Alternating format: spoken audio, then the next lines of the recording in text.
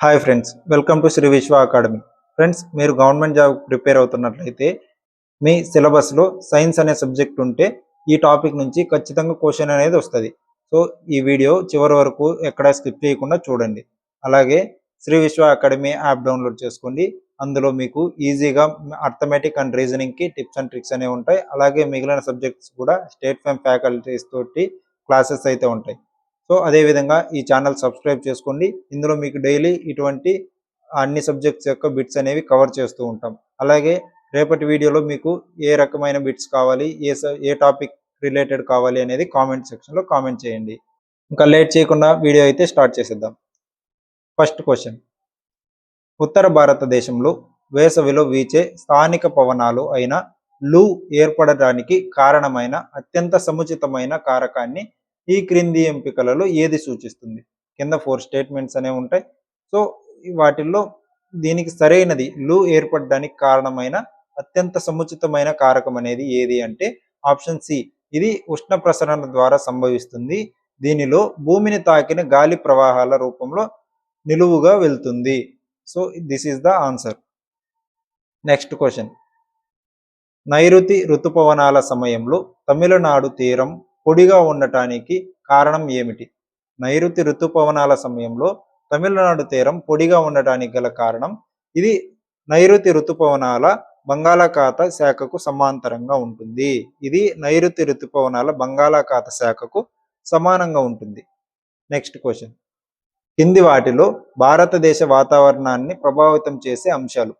So కింది వాటిలో అంటే కింద 5 ఆప్షన్స్ అయిన స్టేట్మెంట్స్ అనేవి ఉన్నాయి.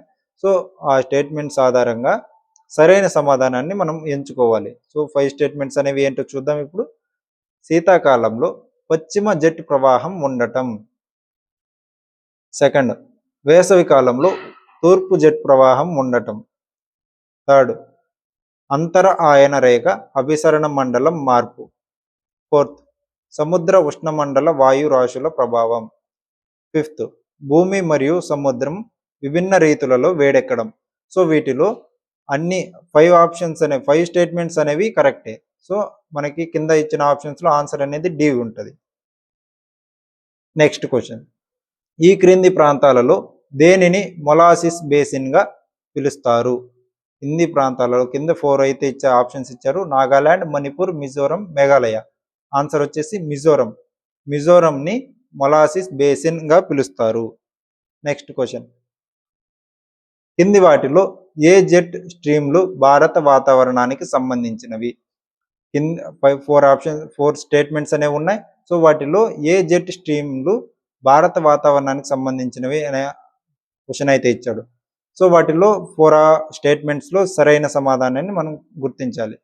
సో ఈ స్టేట్మెంట్లలో కరెక్ట్ వచ్చేసి స్టేట్మెంట్ 1 అండ్ 3 మాత్రమే. స్టేట్మెంట్ 1 వచ్చేసి ఉప ఉష్ణమండలం తూర్పు జెట్ ప్రవాహం.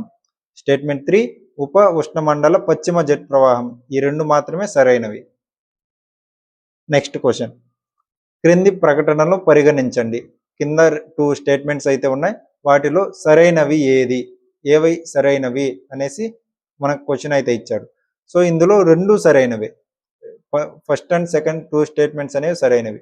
ఏడాది పొడవునా 30 డిగ్రీల ఉత్తర మరియు 60 డిగ్రీల ఉత్తర అక్షాంశాల మధ్య వీచే గాలులను పశ్చిమ పవనాలు అంటారు. ఇది కరెక్టే. భారతదేశ వాయువ్య ప్రాంతంలో శీతాకాల వర్షాలకు కారణమయ్యే తేమతో కూడిన గాలులు పశ్చిమ ప్రవాహాలలో భాగమే. ఇది కూడా కరెక్టే. సో మన ఆన్సర్ వచ్చేసి ఆప్షన్ సి. నెక్స్ట్ క్వశ్చన్, భారతదేశంలో శీతాకాల వాతావరణ నమూనాలకు సంబంధించి ఈ క్రింది ప్రకటనలను పరిగణించండి. కింద 3 స్టేట్మెంట్స్ అనేవి ఉన్నాయి. అలాగే వీటిలో సరైనవి ఏవి అనేసి క్వశ్చన్ అడిగాడు. ఫస్ట్ స్టేట్మెంట్స్ అనేవి చూద్దాం. హిమాలయాలకు ఉత్తరంగా ఉన్న ప్రాంతం శీతాకాలంలో అధిక పీడనాన్ని కలిగి ఉంటుంది. ఇది కరెక్టే. నెక్స్ట్, మధ్య ఆసియాపై అధిక పీడన కేంద్రం ఉండి ఉపరితల పొడిగాలులు ఖండాంతర వాయు ద్రవ్యరాశి రూపంలో భారతదేశాన్ని చేరుకుంటాయి. ఇది కూడా కరెక్టే. నెక్స్ట్ థర్డ్ ఆప్షన్, వాయువ్య పవనాలు ఉత్తర భారతదేశంలోని గంగా లోయ వరకు ప్రభావితం చేస్తాయి. సో ఇది కూడా కరెక్టే. ఇప్పుడు ఆన్సర్ వచ్చేసి ఆప్షన్ డి. 1, 2, 3 1, 2 మరియు 3 అన్నీ సరైనవే.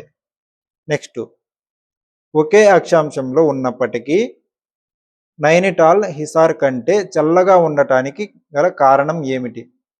ఒకే అక్షాంశంలో ఉన్నప్పటికీ నైనిటాల్ హిసార్ కంటే చల్లగా ఉండటానికి గల కారణం వచ్చేసి నైనిటాల్ హిసార్ కంటే ఎక్కువ ఎత్తులో ఉంటుంది.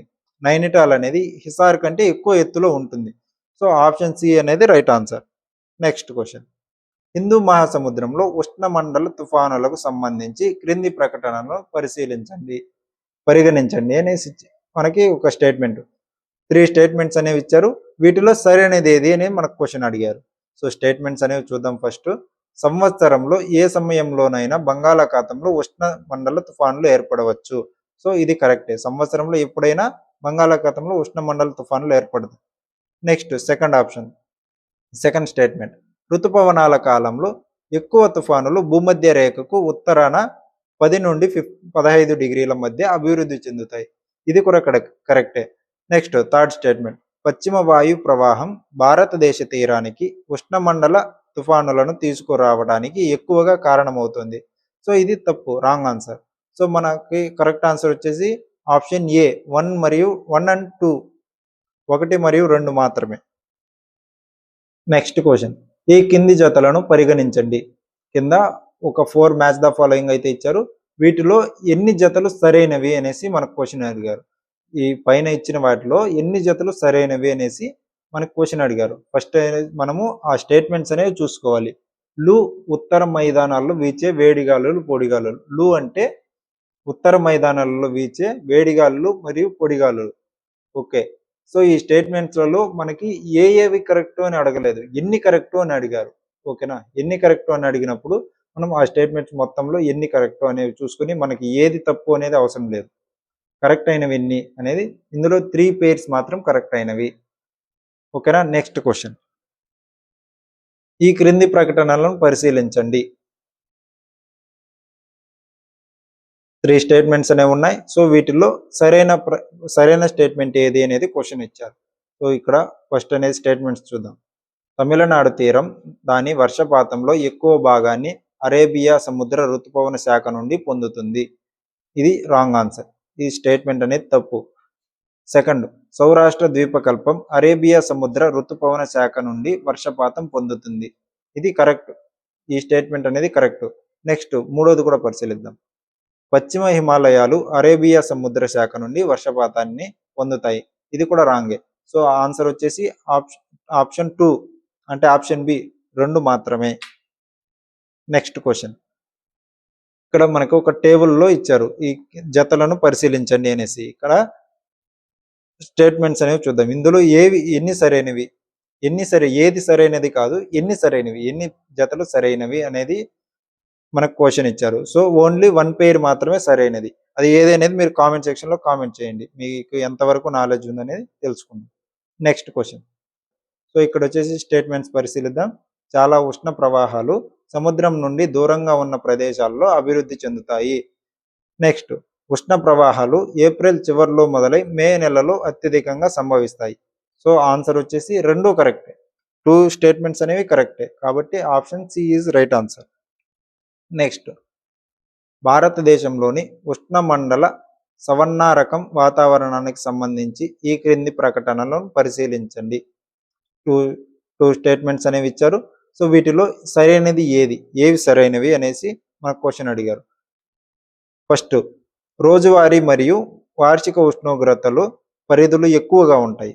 నెక్స్ట్, ఈ ప్రాంతం నైరుతి ఋతుపవనాల సమయంలో వర్షపాతం పొందుతుంది.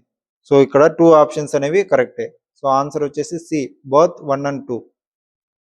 నెక్స్ట్, ఈ క్రింది ప్రకటనలను పరిగణించండి. స్టేట్మెంట్ 1, తీర ప్రాంత మరియు దక్షిణ ద్వీపకల్ప ప్రాంతాలలో వేసవిలో గరిష్ట ఉష్ణోగ్రతలు సాపేక్షంగా తక్కువగా ఉంటాయి. నెక్స్ట్, పశ్చిమ తీరం వెంబడి ఉష్ణోగ్రతలు తూర్పు తీరం కంటే సాపేక్షంగా తక్కువగా ఉంటాయి. సో ఆప్షన్ 1 and 2 రెండు కరెక్టే.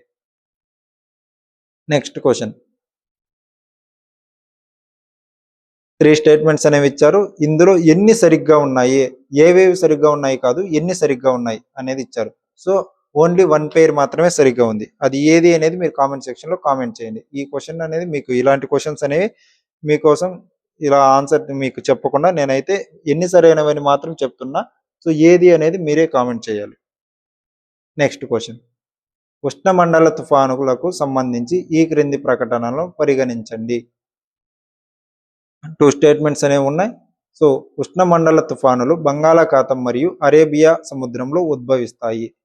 నెక్స్ట్, అరేబియా సముద్రంలో మే నెలలో 7 డిగ్రీలు మరియు 12 డిగ్రీల ఉత్తర అక్షాంశాల మధ్య ప్రధాన తుఫానులు ఏర్పడతాయి. సో పైన ఇచ్చిన 2 ప్రకటనలలో ఏది సరైనవి అంటే 1 మరియు 2 సరైనవే. Option C is right answer. Next question. భారత ఋతుపవనాలకు సంబంధించి ఈ క్రింది ప్రకటనలను పరిగణించండి. 3 స్టేట్మెంట్స్ అనేవి ఇచ్చారు. వాటిలో ఏ సరైనవి ఏవి అనేసి అడిగారు. సో ఫస్ట్ స్టేట్మెంట్, ఇది భూమి మరియు సముద్రం మధ్య భిన్న రకాల ఉష్ణోగ్రత ఏర్పడి కాలానుగుణ పవనం భారత ఋతుపవనాలు అనేది ఇది కరెక్ట్ ఆన్సర్ దీనికి సంబంధించి. నెక్స్ట్, ఇది ప్రధాన ఉత్తర అర్ధగోళానికి మాత్రమే పరిమితమైంది, భూమధ్య రేఖను దాటి దక్షిణంగా విస్తరించదు. ఇది రాంగ్. దక్షిణంగా కూడా ఇది విస్తరిస్తుంది. So second is wrong. మూడో స్టేట్మెంట్, ఉత్తర అర్ధగోళంలో కొరియోలిస్ బలం కారణంగా ఋతుపవనాలు కుడివైపుకు వంగుతాయి. సో ఇది రైట్ ఆన్సర్. మన ఆన్సర్ వచ్చేసి 1 మరియు 3 మాత్రమే సరైనవి. నెక్స్ట్, ఋతుపవనాల అభివృద్ధి యొక్క క్లాసికల్ సిద్ధాంతాన్ని సర్ ఎడ్మండ్ హాలీ ప్రతిపాదించారు. ఈ సందర్భంలో క్రింది ప్రకటనల్లో సరైనవి ఏవి అనేసి 2 స్టేట్మెంట్స్ అనేవి ఉన్నాయి. సో వీటిలో కరెక్ట్ ఏది అంటే 2 కరెక్ట్ సరైన స్టేట్మెంట్స్. ఇవి ఒకసారి మీరు చదువుకొని బాగా గుర్తుపెట్టుకోండి. నెక్స్ట్, జెట్ స్టీమ్లకు సంబంధించి ఈ క్రింది ప్రకటనలను పరిగణించండి. 3 స్టేట్మెంట్స్ అనేవి ఉన్నాయి. సో వీటిలో ఈ సరైనది ఏది? ఫస్ట్ స్టేట్మెంట్స్ అనేవి చదువుదాం. ఎగువ ట్రోపోస్పియర్లో జెట్ స్టీమ్ల ప్రసరణ పశ్చిమం నుండి తూర్పు దిశగా ఉంటుంది. సో ఇది రైట్ ఆన్సర్. నెక్స్ట్, జెట్ స్టీమ్ల వేగంలో ఎటువంటి కాలానుగుణ మార్పు ఉండదు. ఇది రాంగ్. జెట్ స్టీమ్ల వేగంలో కాలానుగుణంగా మార్పు అనేది ఉంటుంది. సో నెక్స్ట్, జెట్ స్ట్రీమ్ల ప్రవాహం మార్గం తరంగాల రూపంలో మరియు వంకరగా ఉంటుంది. ఇది కూడా కరెక్టే. సో మన ఆన్సర్ వచ్చేసి 1 మరియు 3 మాత్రమే సరైనవి. నెక్స్ట్, ఉష్ణమండల తూర్పు జెట్లకు సంబంధించి ఈ క్రింది ప్రకటనలను పరిశీలించండి. సో ఇది వేసవి నెలల్లో ఉత్తర భారత మైదానాల్లో అభివృద్ధి చెందుతుంది. ఇది రాంగ్ ఆన్సర్. నెక్స్ట్ స్టేట్మెంట్, ఇది ఉత్తర మైదానాల వైపు గాలుల ప్రభావాన్ని ప్రభావితం చేస్తుంది. ఇది రైటే. అండ్ థర్డ్ ఆప్షన్, ఇది భారతదేశంలో నైరుతి ఋతుపవనాల బలాన్ని నిర్ణయిస్తుంది. సో ఇది కూడా కరెక్టే. ఆన్సర్ వచ్చేసి బి 2 మరియు 3 మాత్రమే. నెక్స్ట్ క్వశ్చన్, క్రింది వాటిలో ఎల్నినో ప్రభావాలు ప్రతికూలంగా ఉండే అవకాశం ఉందా? సో 3 స్టేట్మెంట్స్ అనేవి ఉన్నాయి. ఇందులో ఎన్ని సరైనవి అనేది క్వశ్చన్ అడిగారు. సో ఇక్కడ వచ్చిన 3 స్టేట్మెంట్స్ అనేవి సరైనవే. మీరు ఒకసారి ఇది పాజ్ చేసి చదువుకోండి. నెక్స్ట్, లా నినా సంభవించినప్పుడు వీటిలో ఏది జరుగుతుంది? 3 స్టేట్మెంట్స్ అనేవి ఉన్నాయి. సో వీటిలో ఏది జరుగుతుందంటే పైన ఇచ్చిన 3 స్టేట్మెంట్లలో ఏది జరగదు. సో పైవేవి కాదు ఆన్సర్. ఒకసారి ఈ ఆప్షన్స్ కూడా మీరు పాజ్ చేసి చదువుకోండి. నెక్స్ట్, ఈ క్రింది ప్రకటనలను పరిగణించండి. 2 స్టేట్మెంట్స్ అనేవి ఉన్నాయి. ఇందులో ఏది సరైనది అనేది క్వశ్చన్ అడిగారు. ఎల్నినో సదరన్ అసిలేషన్ చక్రం యొక్క వ్యతిరేక దశలు ఎల్నినో మరియు లానినో. సో ఇది కరెక్టే. లానినా సాధారణంగా ఎల్నినో కంటే ఎక్కువగా ఏర్పడుతుంది. ఈ స్టేట్మెంట్ కూడా కరెక్టే. ఆన్సర్ వచ్చేసి సి 1 మరియు 2. నెక్స్ట్ క్వశ్చన్, పశ్చిమ తుఫాను అలజడులకు సంబంధించి ఈ క్రింది ప్రకటనలను పరిగణనలోకి తీసుకోండి. 3 స్టేట్మెంట్స్ అనేవి ఉన్నాయి. వీటిలో ఎన్ని సరైనవి అనేది క్వశ్చన్ అడిగారు. ఫస్ట్, ఇవి ప్రధానంగా శీతాకాలంలో సంభవిస్తాయి. సెకండ్, దేశ దక్షిణ భాగంపై ఎక్కువ ప్రభావం చూపిస్తాయి. థర్డ్, దేశ తీర ప్రాంతాల్లో ఉష్ణమండల తుఫానులుగా ఎక్కువగా ఏర్పడడానికి ఇవి కారణమవుతాయి. సో ఆన్సర్ వచ్చేసి ఓన్లీ 1 మాత్రమే సరైనది. ఫ్రెండ్స్ చూశారు కదా, ఇప్పుడు ఇదైతే క్లైమేట్కి సంబంధించిన part 1 video. So next part 2 video కూడా ఇందులోనే ఉంటుంది. నెక్స్ట్ దీని తర్వాతనే రిలీజ్ అవుతుంది. సో అది కూడా తప్పకుండా మీరైతే చూడండి. అదేవిధంగా Shri Vishwa academy app download చేసుకోండి. ఈ ఛానల్ సబ్స్క్రైబ్ చేసుకోండి. ఈ వీడియో మీకు నచ్చినట్లయితే ఒక లైక్ చేయండి. ఓకే, నెక్స్ట్ వీడియోలో కలుద్దాం.